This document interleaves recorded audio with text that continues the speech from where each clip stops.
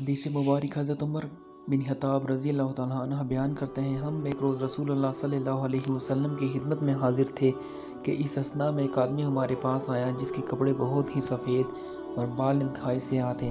اس پر سفر کے آثار نظر آتے تھے، نہ ہم میں سے کوئی اسے جانتا تھا، حتیٰ کہ وہ دو زانو ہو کر نبی صلی اللہ علیہ وسلم کے سامنے بیٹھ گیا۔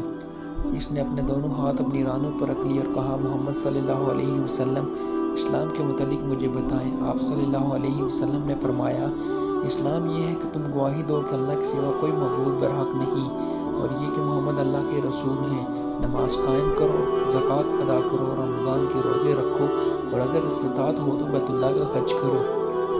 اس نے کہا، آپ نے سچ فرمایا، ہمیں اس سے تعجب ہوا کہ وہ آپ سے پوچھتا ہے اور آپ کی تصدیق بھی کرتا ہے۔ اس نے کہا، ایمان کے بارے میں مجھے بتائیں۔ آپ صلی اللہ علیہ وسلم نے فرمایا، یہ کہ تم اللہ پر اور اس کے فرشتوں پر، اس کی کتابوں، اس کے رسولوں اور یوم آخرت پر ایمان لاؤ، اور تم تقدیر کے اچھا اور برا ہونے پر ایمان لاؤ۔ اس نے کہا، آپ نے سچ فرمایا۔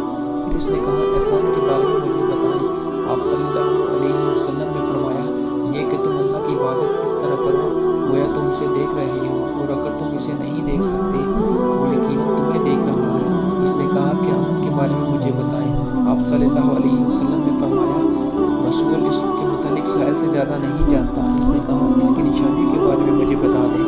آپ صلی اللہ علیہ وسلم نے فرمایا، یہ کہ لوڑنی اپنی مالکہ کو جنم دے گی، اور یہ کہ تم ننگے پاؤں، ننگے بدن، تنگ دست بکری کے چرواہوں کو بلند و بالا عمارتوں کی تعمیر اور ان پر فخر کرتے ہوئے دیکھو گے۔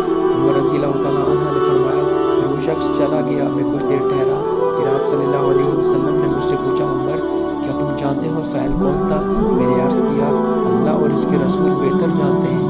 آپ صلی اللہ علیہ وسلم نے فرمایا، وہ جبرائیل علیہ السلام تھے، وہ تمہیں تمہارا دین سکھانے کے لیے تمہارے پاس تشریف لائے تھے۔